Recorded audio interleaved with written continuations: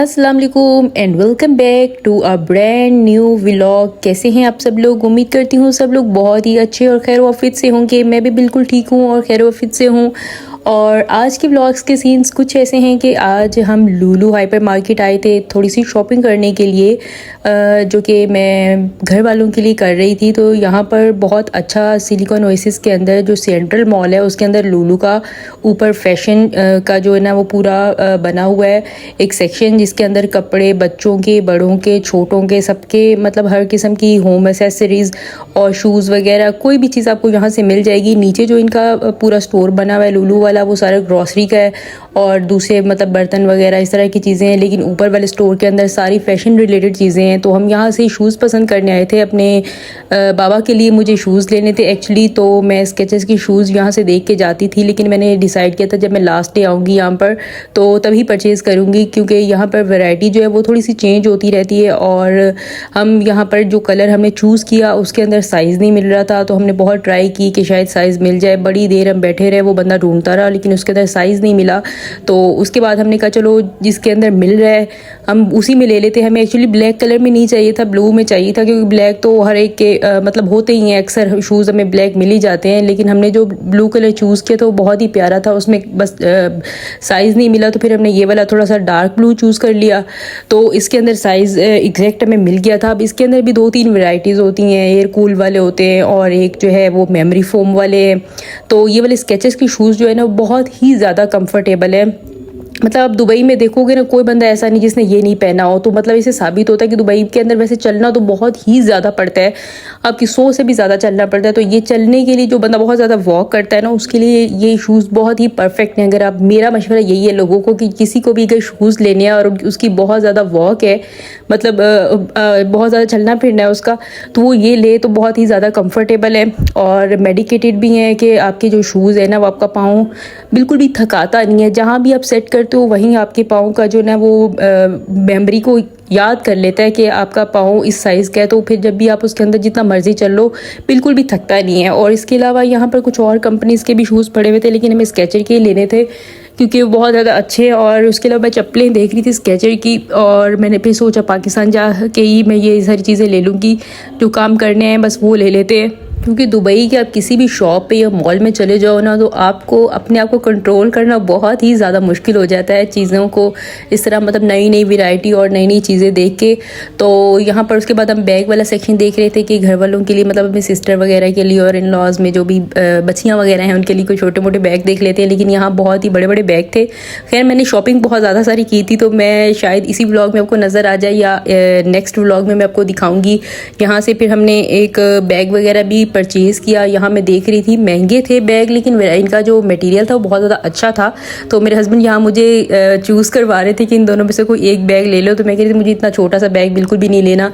और वैसे भी घर से जो इरादा करके बंदा आए ना, मैं समझती हूँ कि पहले उसको पूरा कर ले और उसके बाद अपने लिए शॉपिंग कर लेंगे। कि मेरा इरादा भी यही था कि मैं घर से जो है ना पहले जिनके लिए मैं शॉपिंग करने आई हूँ उन सब के लिए लूँगी। तो यहाँ पर एक ब्लैक कलर का बैग मुझे ये वाला बहुत अच्छा लगा, इसकी वाइट जो स्ट्रिप्स थी ना उनकी वजह से ये बहुत अच्छा लग रहा था। तो फिर इसके साथ इसमें 50% ऑफ भी था। 50% की ऑफ के बावजूद भी ये 100 दिरहम का था तकरीबन। तो उसके बाद हमने जो वो लाइन लंबी लगी हुई उसमें जितने कलर थे उनमें से एक ब्राउन कलर का चूज़ किया, और वो अपनी नंद के लिए मैंने चूज़ किया था। वो बड़े बड़े बैग यूज़ करती हैं, तो मैंने कहा उनको ये वाला बैग बहुत अच्छा लगेगा। फिर यहाँ पर हम देखते रहे काफ़ी चीज़ें जो बच्चों की थी, मतलब जो छोटे बच्चे वगैरह उनके लिए कुछ चीज़ें हम चूज़ कर लेते हैं। तो इनका जो प्लास्टिक का मटीरियल मुझे ख़ास कुछ अच्छा नहीं लग रहा था, ये चीज़ें जो उनकी यहाँ पड़ी हुई थी। बाकी जो है ब्रश वगैरह और एसेसरीज़ जो होती हैं थोड़ी सी ब्यूटी की, वो हम देख रहे थे। फिर उसके बाद हम एक लुलु के अंदर ही इनका अलग से एक ब्रांड है रीवो के नाम से, तो वहाँ पे रियो या रीवो के नाम से वहाँ पर भी इनकी कुछ वैरायटीज़ होती हैं बहुत अच्छी अच्छी कपड़ों की। तो हम वहाँ चले गए। फिर वहाँ से मुझे एक दो दफ़ा मैंने ना कपड़े लिए थे, तो बहुत अच्छी जो मैक्सी स्टाइल ड्रेसेस होते हैं बहुत अच्छे मिल जाते हैं वहाँ से। तो वहाँ मैं ढूंढने गई कि शायद इस दफ़ा भी मुझे कोई अच्छा सा मिल जाए, लेकिन मुझे कोई नहीं मिला। और उसके बाद ये दोबारा हम लुलु में वापस आ गए और यहाँ पर उनके सब ड्रेसेस जो पार्टी वेयर होते हैं या वेडिंग्स के होते हैं, उसके अलावा जो दूसरे वैसे ही डेली वेयर के कपड़े होते हैं वो भी बहुत ज़्यादा खड़े हुए थे। ये लेकिन सबका जो मटीरियल था वो लाइनन में था या थोड़ा सा रेशमी टाइप जो ऐसे कपड़ा होता है वो था। मैं लॉन के असल में ढूंढ रही थी और वो मुझे कहीं भी नहीं मिल रहे थे। नीचे जो है वो स्प्लैश वगैरह पे वो सब कपड़े पड़े हुए थे, लेकिन उनकी प्राइसेस बहुत ज़्यादा हाई थी। तो मैंने कहा पाकिस्तान से जाके जो है ना मैं इसी डिज़ाइन के खुद ही बनवा लूँगी अगर मुझे इस तरह के इतने महंगे लेने हैं। 200 दिरहम से भी ऊपर के थे इनके प्राइसेस। तो मैंने इसलिए फिर इनको सबको छोड़ दिया। मैंने कहा फिर दूसरी शॉपिंग करते हैं पहले, और डिज़ाइन जो है वो यहाँ से देख लेते हैं कि कैसे कैसे डिज़ाइन बने हुए हैं। घर जाके जो है ना पाकिस्तान जाके इस तरह के कपड़े लेके, इसी तरह का कपड़ा लेके लॉन में, तो उस तरह के मैं एग्जैक्ट बनवा लूँगी अगर मुझे वापस दुबई जब भी आना हुआ। अभी तो कोई इरादा ख़ास नहीं है कि वापस का पता नहीं दुबई आना होगा। तो यहाँ पर खैर दुबई के अंदर मुझे कपड़ों की बिल्कुल ही समझ अपने लिए तो नहीं आती, बाकी लोगों के लिए तो बहुत सही है। अब ये वाले सारे कपड़े और अबाए वगैरह भी यहाँ खड़े हुए थे, लेकिन यहाँ भी अबाए के जो रेट्स हैं ना लुलु के अंदर बहुत ज़्यादा हाई थे। मैंने सुना है कोई सूक बना हुआ है कहीं डेरा वाली साइड के अंदर, तो वहाँ पर जो है ना अबाए बहुत रीज़नेबल प्राइस में मिल जाते हैं। मैंने अक्सर वीडियोज़ देखी हैं, लेकिन मेरा चक्कर नहीं लगा एक दफ़ा भी कि मैं वहाँ जाऊँ और वहाँ से अबाए वगैरह ख़रीदूँ। और इंशाल्लाह जब दोबारा नेक्स्ट टाइम कभी जाएंगे उस साइड पे तो वहाँ से ख़रीद लेंगे। और स्कार्फ़ वगैरह भी यहाँ पर जो है ना वो बहुत ज़्यादा महंगे लगे हुए थे। 20 दिरहम का एक स्कार्फ़ दे रहे थे। तो वहाँ जो मुझे नेस्टो के अंदर से 3 स्कार्फ़ मुझे 20 के अंदर मिल गए थे, बहुत ज़्यादा अच्छे और सेम इसी तरह के बने हुए थे।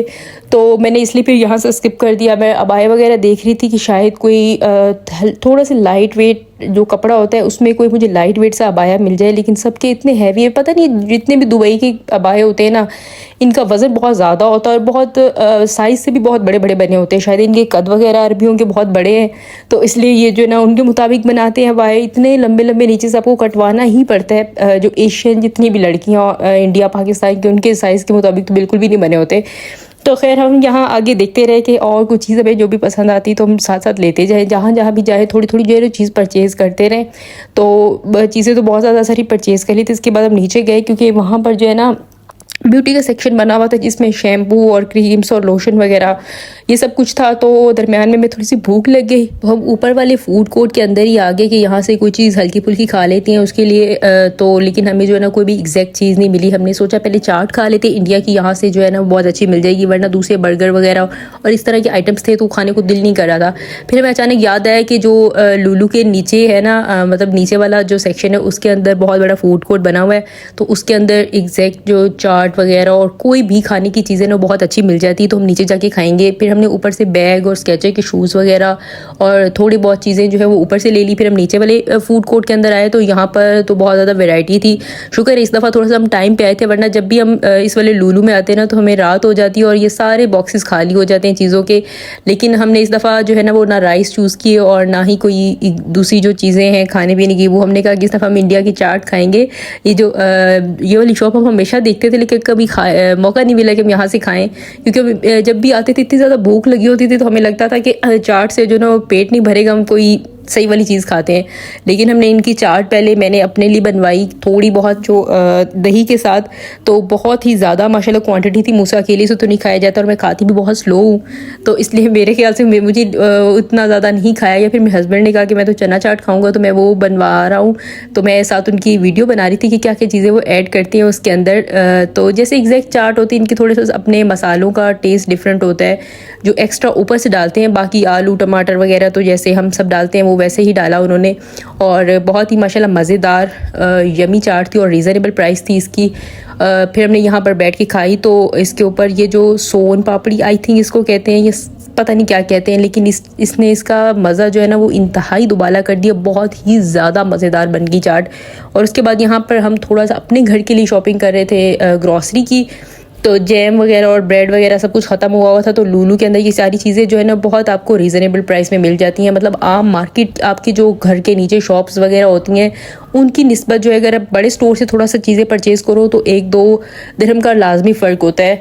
तो हम यहाँ पर आए उनके लिए चीज़ें लेने, और उसके अलावा घर वालों से हमने कुछ सामान पूछा हुआ था कि आप लोगों को क्या चाहिए, तो उनको एज़ यूजुअल जो वही प्रोडक्ट्स हैं उनको वही ही चाहिए था, हेड शोल्डर और डव और ये वो सब चीज़ें।